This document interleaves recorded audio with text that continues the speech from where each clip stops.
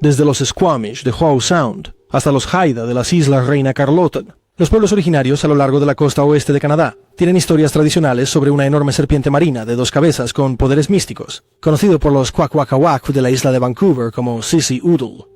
Esta criatura era tanto respetada como temida por los indios, quienes a menudo pintaban su imagen temible en sus canoas de guerra con la esperanza de ganarse su favor. Desde finales del siglo XIX, marineros blancos han informado de avistamientos de una serpiente marina que recuerda extrañamente a este monstruo de la leyenda nativa en el Océano Pacífico, frente a la Columbia Británica. En el verano de 1890, por ejemplo, un leñador llamado J.M. Stewart, que había estado trabajando en un campamento de tala en el país del mar al cielo, al norte de Vancouver, llegó al pueblo con sus ganancias mensuales y una historia escalofriante. Un relato de su extraña aventura apareció en la edición del 23 de julio de 1890 de un periódico de Vancouver. Según el artículo, Stewart y uno de sus compañeros leñadores dejaron su campamento de tala en un permiso regular y remaron costa abajo en una canoa rumbo a Vancouver. En la noche del martes, 22 de julio de 1890, mientras cruzaba la boca del Howe Sound a un ritmo pausado, Stewart vio un tronco de aspecto extraño a unos 60 metros adelante, a la derecha del canoa, y dirigió la atención de su compañero hacia ello. El tronco era de un negro intenso, recto como una flecha y tenía aproximadamente 22 metros y medio de un extremo a otro. Los leñadores tenían un conocimiento profundo de cada árbol digno de madera en el noroeste del Pacífico, pero no podían determinar de qué tipo de madera estaba hecho este tronco en particular. Después de observar el misterioso objeto durante un tiempo, remaron para investigarlo. Cuando habían reducido la distancia entre ellos y el objeto de su interés a unos 30 pies, el tronco se hundió de repente como una piedra sin hacer el menor ruido, desapareciendo completamente de la vista. Alarmados, Stewart y sus compañeros dejaron de remar, medio esperando que el misterioso objeto volviera a emerger, quizás debajo de su canoa. Después de 3 minutos temerosos flotando sin rumbo con las olas, la pareja decidió continuar su viaje. No bien habían dado unos cuantos golpes de remo cuando el tronco resurgió, esta vez a su izquierda y más cerca que antes. Decididos a resolver el misterio de la identidad del objeto, Stewart y su compañero remaron directamente hacia él. El tronco se hundió de nuevo, solo para emerger de la oscuridad del océano con violencia alarmante y azotar a los canoeros con un torrente de agua dirigido, empapándolos completamente. Esto, de inmediato, el artículo afirmó, convenció a los hombres de que no era un tronco lo que habían encontrado, y cuando el animal comenzó a golpear el agua con su cola, lo hizo de tal manera que casi volcó la barca. Cada hombre llegó a la conclusión de que era el serpiente de mar con el que se habían encontrado. Giraron su bote y se alejaron lo más rápido posible, pero el animal parecía pensar que era su turno de tomar la ofensiva, y los persiguió, manteniéndolo a unos 9 metros de distancia y azotando el agua sin cesar. Después de una hora frenética de jugar al gato y al ratón acuático, la criatura misteriosa abandonó su persecución y se deslizó silenciosamente bajo las olas. El señor Stewart, concluyó el artículo, aseguró que el animal, sea lo que fuese, no era una ballena, y aunque no afirma que era el tradicional serpiente de mar en un crucero por aguas del norte, alega que era un habitante del mar no muy frecuente, y un compañero muy indeseable en un viaje en un bote pequeño. 7 años después del encuentro de Stewart, un buscador llamado Osmond Ferguson y su socio, el señor Walker, tuvieron un encuentro con Stewart un avance frente a Haida Gwaii, o las Islas de la Escarlata de la Reina, un archipiélago remoto al norte de la isla de Vancouver, famoso por su gente Haida, fauna única, belleza natural, embrujadora, y el lugar de la primera fiebre del oro de Columbia Británica. La noticia de su avistamiento se hizo pública cuando Ferguson, a petición de quienes habían escuchado la historia, describa el evento en una reunión semanal de la Sociedad de Historia Natural Victoriana, que tuvo lugar la noche del 12 de enero de 1897 en la Biblioteca Provincial. Mientras navegaba con Walker cerca de las Islas de la Reina Carlota, Ferguson vio lo que primero pensó que era un trozo de madera flotante, a unos 180 metros de distancia, moviéndose hacia ellos. Cuando el objeto había llegado a un punto a unos 45 metros de distancia, Ferguson notó que una parte de este, de forma semioval, sobresalía aproximadamente 60 centímetros fuera del agua. Cuando estaban a solo unos pies de distancia, el extremo del objeto se desenroscó, elevando un largo cuello a 1,5 metros del agua, sobre el cual se asentaba una pequeña cabeza parecida a la de una serpiente. El extraño animal pasó junto al bote con la cabeza y el cuello periscópicos erguidos y atentos. Aunque parecía estar mirándolos directamente, Ferguson y Walker no podían discernir ningún ojo. Los testigos calcularon que la criatura medía unos 7 metros y medio de largo y 45 centímetros de diámetro en su punto más grueso. Su larga cola, afinada, que Ferguson comparó con la de un pez perro, ondulaba verticalmente. Su piel era oscura, sin aletas ni escamas visibles. Después de deslizarse junto a ellos, la criatura arqueó su espalda de nuevo y retomó su postura anterior. Años después del avistamiento, en octubre de 1925, cuando el legendario Ogopogo del lago Okanagan estaba ganando fama nacional, el subcomisionado de pesca de Columbia Británica, John P. Babcock, declaró que el misterio del monstruo marino de Haida Gwaii había sido resuelto. Babcock, escéptico hasta morir en el muro, quien libró una guerra perpetua contra la idea de que monstruos marinos pudieran habitar las aguas que él supervisaba. Obtuvieron esta información de un cazador de monstruos llamado John Shete van Valkenburg. A su vez, Valkenburg afirman haber aprendido de los indios Haida que los serpientes marinas avistados cerca de las costas de su patria ancestral eran realmente anguilas gigantes que vivían en una oscura y viscosa cueva en el extremo norte de las islas de la Reina Carlota. Hace mucho tiempo, un guerrero Haida supuestamente luchó contra uno de los monstruos fuera de esta misma cueva. El valiente mató a la criatura y arrastró su cadáver a la playa, donde resultó medir casi 12 metros de largo.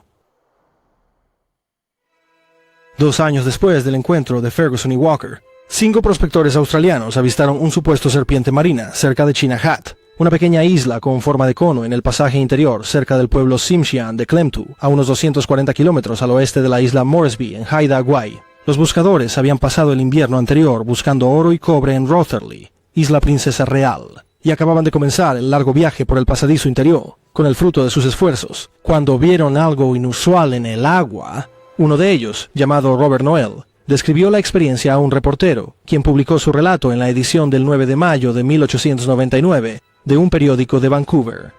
Acabábamos de dejar la isla en un pequeño bote, dijo Noel, con un sombrero chino burlón, cuando un fuerte chapoteo atrajo nuestra atención.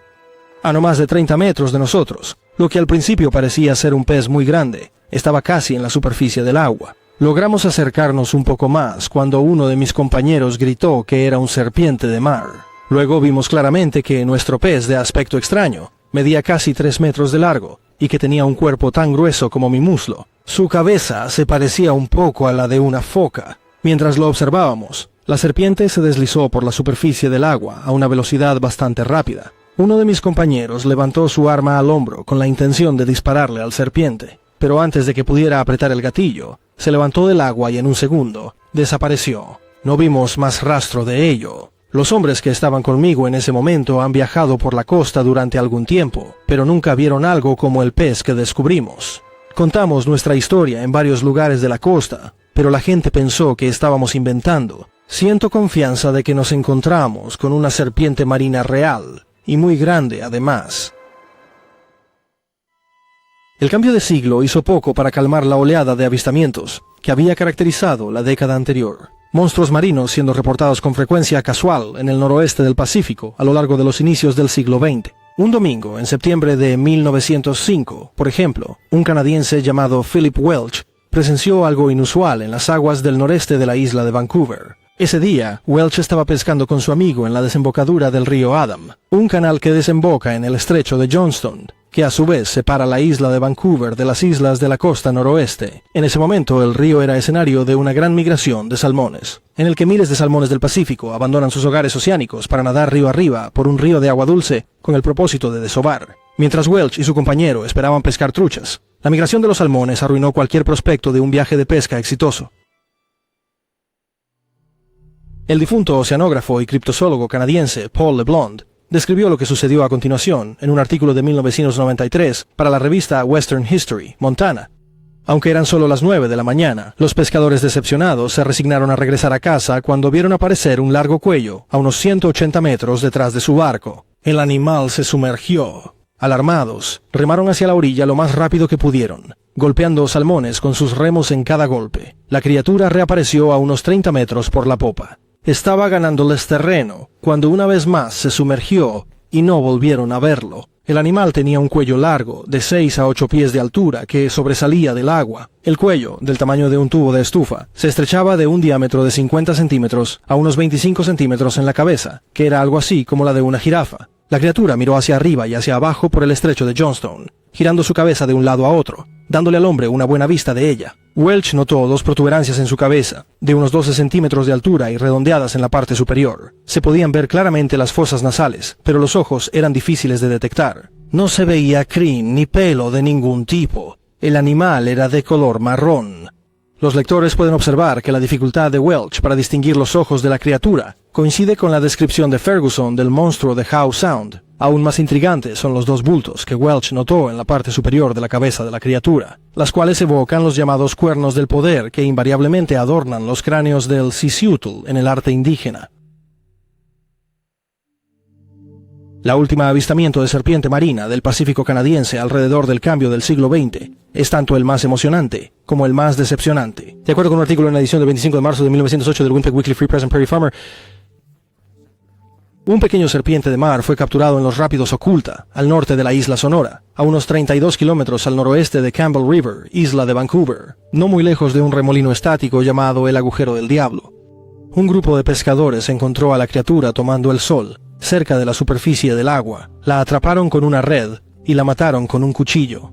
La criatura era como midiendo 1,73 metros de largo y 20 centímetros de diámetro, con una cola delgada y puntiaguda al final. El cuerpo está marcado con manchas moradas y negras, sostiene el artículo, y la piel de la espalda se superpone por cada lado. La serpiente tiene una cabeza venenosa, y hay 4 dientes afilados en las mandíbulas superior e inferior, y el interior de la boca es muy óseo.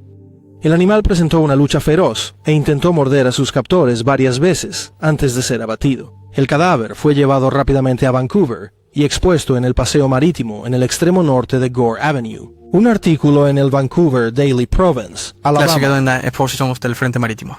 Billingsgate, el pequeño mercado de pescado en Cook Slip, estaba lleno de visitantes esta mañana, pues en exhibición había un espécimen auténtico de la serpiente marina. Los personajes infames del puerto miraron hacia adentro, vieron al serpiente y le lanzaron varios peces.